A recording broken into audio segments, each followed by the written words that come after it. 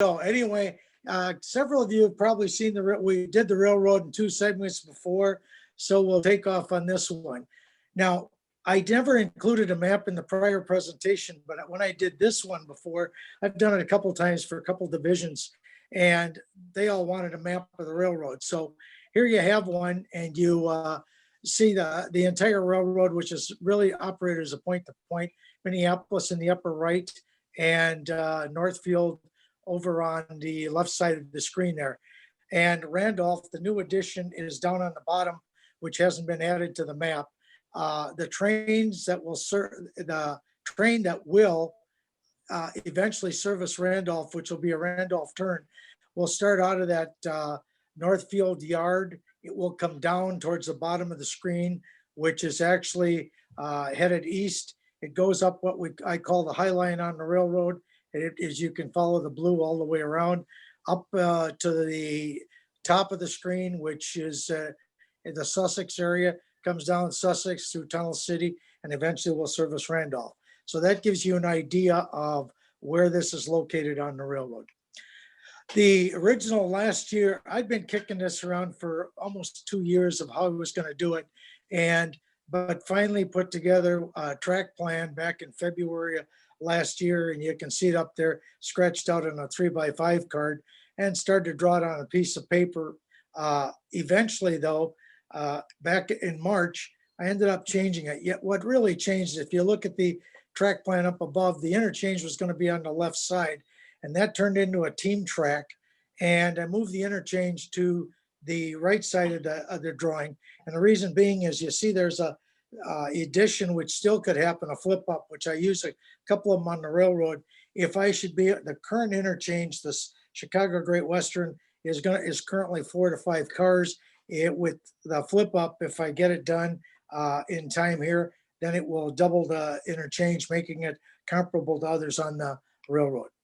Anyway, you start out with the bench work, and I'm old school on the bench work. I'm still what they call L girder, and so you see the big L girders going across with on the legs, the shorter ones underneath the top of the table, so, or the module, whichever you want to call it. I still use this method, and I'm using 5/8" plywood with the Homosote because of all the studies they've done that have been in the various magazines, still the quietest system out there. And the other nice thing is those short girders that you see in there, there's only 2 screws holding them into the upper, and from the lower girders, only the same thing, couple screws. So anytime you got a switch machine or whatever, you got a problem trying to go through a table and something's in your way, all you do is pull 4 screws and you can move it. On this particular one, I also added a shelf. And the reason being is that's where eventually the Chicago Great Western Interchange cars will be stored, the boxes, because I'm out of room on the other interchanges. Anyway, I built it over here in the Minneapolis section of the railroad, and I moved it over to its location where it will be. And you notice it was the sliders on the floor. They're furniture sliders. You can buy them in any home improvement store, and you put them under the legs, and you can get them for wood or carpet floors. Everything on them glides like can be. And obviously you can see there's the couch located right there. So we had to get a land grant from the chief of the house who has the upper floor. I get this whole main basement. So anyway, here it's in position, and we start to play around. We've got the plan, so start drawing the lines, laying out the track as you see here. We start to get a little more track out, and it's coming along now. I've got an idea of what I want to do. I start to lay out also the cardboard at this time, the cardboard footprints for the various industries that are going to be in the location. Now you see here, eventually you get out the cork, you get out the track, and my old eyes, I need additional lighting so it's closer. But you see a bunch of track down below, but not all that is good working track. Most of those turnouts came off the old layout, and a lot of them have problems. So I had to pick and choose, and I had to buy a couple new ones. So anyway, we start to get the track down. You notice that sometimes, even though we got a track plan, you notice under the lamp there, the third track there, which was going to be curved, is kind of straight. So I had to take that eventually back apart. But eventually here, start to clear things up and we get the track in place. The track is here put on Midwest cork, and it is the cork, the HO scale. If I had on hand, I would have preferred the interchange and the team track be on N scale Midwest cork, and then the transit, because it goes all the way down the homosote, if you notice, for the industries. And that transition piece, I don't know what most of you do for that. And many years ago, I used to use cardboard, but now I use shingles, good old shingles from the lumber yard, about a foot long in that area, and they give you a nice angle, and they're 12 inches long, so in a quarter foot, you get a 2% little grade drop. So they work real well. You're Anyway, talking wood underneath, shingles? I just, pardon? Are you talking The wood wood shingles? shingles, and the reason for the shingle and that, including the homosote and the Midwest track, is all of my rail is spiked. I do not glue anything. Every piece of track, just as if it were, even though it's commercial track, it's all hand spiked.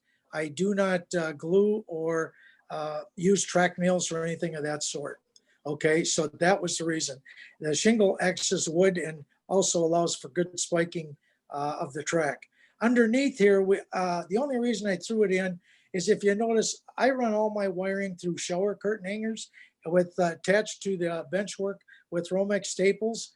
And I showed you other areas of the railroad underneath, many of these type are absolutely full, but it makes for easy, neat wiring, because all you have to do is pop that open. If you notice right now, there's a couple clamps down there on the lower part of the screen that this was just clamped to the existing bench work. That's still to be taken care of.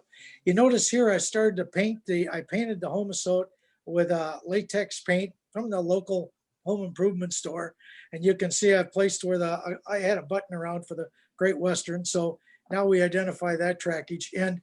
I also start ballasting and throwing down a little bit of Woodland Scenics ground foam. And a lot of people poo-poo this idea and prefer to let their track season, they call it, for sometimes months to a year, saying that way they can catch all movement, whatever. I don't do that. I start immediately, and I feel the ballast helps actually hold everything in place. The ballast here, for those of you who are not in the former presentation, is foundry sand from Acme Foundry here in Minneapolis. I have a good friend who works over there. So the ballast on the main line is a combination of white sand that they use for their casting. And when the castings are made, the sand turns black, which is what I use for the cinders. The main line is a mixture of the white and black foundry sand. So that's what you see there. Here you see you see down and below on the shelf, there's where some of those scenery materials, that came in pretty handy now working on it. I'm just starting to paint the bench work, which all has to get painted. And we finally do get all the bench work painted. Again, the color, I prefer the black. I know there are many choices for colors out there for fascia, and bench work, but in my case, I prefer the black because we all know, if you go to the color spectrum, black is the color that absorbs all colors. And as a result, the eyes don't care to look at it. So they will immediately jump to the nearest color. So therefore it forces the eye almost immediately up to the scenic part of the railroad. Here you see that the bench work is painted, got to install the fascia, which is 1/8 inch masonite. You see there's some painter's tape up there, just marking the L girders, which will allow me to know where to drill those holes and put the screws. Here's a kind of a poor photo of the fascia attached. The fascia, I also do this with it. If you notice here, if this backdrop was added much later, but the fascia, if it was the lower screws are put in, then the backdrop is dropped in and it rests on those lower fascia screws. Then the upper screws are put in. So now it's serving two purposes: to hold the fascia in place as well as the backdrops, which on my railroad are all removable. Now we go back and you start to see there's a train in the upper part of the over there on a couple of that industry siding. Well, the idea here is that what I'm doing is this is what I call my cleaner train. And what it has on it, that boxcar and caboose, if you remember the old John Allen, he used to use sliders on his cars. This is what these two have. They have the sliders made, which there were articles in the Craftsman about them, and maybe even MR along the way. But it's simply squares of masonite with the rough side sitting on the track, couple nails, and they go up into the center sill of the car. I like the Varney car, especially if you're going to make one, because it has that real strong plastic center sill and under body, so it's a good car. But the idea anyway of this train is running it back and forth, testing all the track and finding tweaking it, as I call it. And that takes me a while to do, because you might when you cut a notch, or let's say a electrical break, that track may move just a touch upward or whatever. And same thing with changes in temperature. So this helps me tweak everything out, and eventually we get it set up. Now, then once the track is in place and I'm comfortable with that and the trains are running, obviously I'm the type, I kind of keep moving along, and I start with the structures. And here we got a truck sitting on that team track area. And you notice it's called Wild Dung. On my railroad, I name most track areas or buildings, or in this case, the team track, it was named after Gary Welding. The reason is when I was building it, he said, "Are you still going to use ground throws like you do on a lot of the railroad?" And I said, "Yes." So he said, "Don't buy any. I got some extra." He brought them over. So obviously you got to reward them a little bit. So Wild Tongue Team Track. Now the team track is the simplest thing to put on any railroad, because all you got to do is put on some Elmer's white glue or whatever white glue, throw on some sifted sand, maybe touch it up, add a little bit of dirt to the process, and start to surround it with some ground foam, and you got a team track in place. So that's what you see here. And the materials obviously are here. I have quite a few coffee cans. When I made my last move, all the guys were griping about, why are we moving all these damn coffee cans? And it's because it's years of collecting sand and dirt, whatever. So, and you notice the applicator for the ground foam is a donation from the kitchen. It's one of the spice bottles, but it has beautiful little holes in it that allow it to act as a shaker to put the material on. On the other side, whether it's ballast or any type of scenery material, is that Elmer's white glue bottle, which is anywhere 25 to 30% white glue. The rest of it is tap water with some liquid detergent to create the diluted white glue. This mister in the back is, again, just tap water with a little bit of liquid detergent in it, which this is how all of my scenery materials go down. And obviously, you see just a cheap coffee strainer there, and the tea strainer maybe costs a few extra more bucks, but it's worth it, because you can put like the dirt in it and then tap it to put it on the railroad. The next industry, which I worked on after the simple team track, was the food producers. And couple of the names of these industries that are going on the railroad, I use the old Minneapolis Northfield and Southern, today known as Progressive Rail. The food producers was an industry on the prototype. However, the buildings are my choice and not necessarily in this case the prototype building. This one intrigued me, the cornerstone. So eventually, there's the footprint, the cardboard footprint. Now it fits it, and if you look at that dock right there, the dock itself came in along with the kit. That dock is painted depot buff, and I still am old school weathering. I use dirty diasol from solvent-based paint. So that's what you see there. The building here, the building has just, as you can see, an enormous amount of windows. And once the railroad, I want the windows not, if you go eventually put in interior lighting, you need to, it's nice to have the floors and the walls in there. A trick, by the way, to get the walls up tight, you see, if you guys have assembled the plastic buildings, you know that those windows stick out especially. So a good way to get all that cardboard tight is you cut the floor, literally the length of the building, so it would be under that center wall. and therefore the crate or the wall, I can lift them out at any time. Now I can go in there and grab that cut in the floor and pull out only half of it and then lift out the other half. So it's an easy way to get everything nice and tight in the building so the light stays on one particular floor. Let's say if you're putting in the lighting. Eventually, the top of this building, the roof is on, and it's got a sandpaper roof. This was supposed to have skylights, and no, not on. Yep. This is Lester's blog that he has created, and this is the particular one on the Randolph extension bench work and track work. Are you seeing that all right? Yeah. Yeah. You scrolled through, you can see some of the same photos he was showing. So, Right. yeah. And I don't know how many of you follow Lester's blog. He does a lot with freight car upgrades and things, but he did one here recently on this extension. And this photo here, he was talking about using shower curtain hooks is what he uses to hang all his wiring in. That way he can access it if he needs to pull new wire, do something different. And yeah, his track cleaner cars, he's just got the Masonite plugged underneath there. And then, Yeah, if you haven't been on there, that's an excellent blog. yes, he does a great job. Lots of fun there.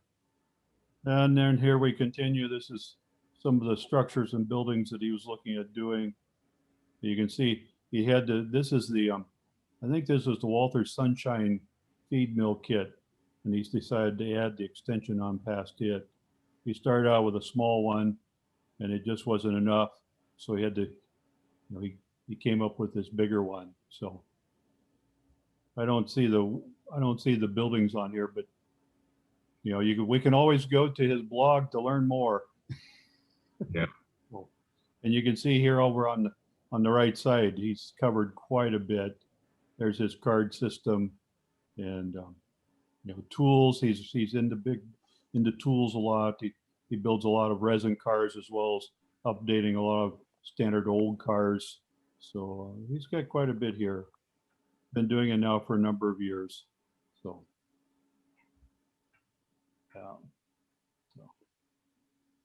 okay, well. You showed a picture of that sunrise grain. I've got 4 of those on my layout, and they're in 4 different towns, and that will keep the wave freight operator busy or on his toes, because sometimes it's for the sunrise grain in Medford, and sometimes it's for North Medford, and sometimes it's for so it implies a large corporation with a lot of different locations that they own. Yep. Yeah, here's Lester's model, and then looks like he's got some coal bins there at the end of and this was before he built this new extension. Yeah, it's just a little standard little feed mill with the auxiliary addition there. Can park a couple cars in front of it, but a lot of bags of feed and seed went back and forth into these buildings, and then things like salt blocks and mineral blocks and that type of stuff, whatever local farmers were buying, dairy supplement or whatever else. So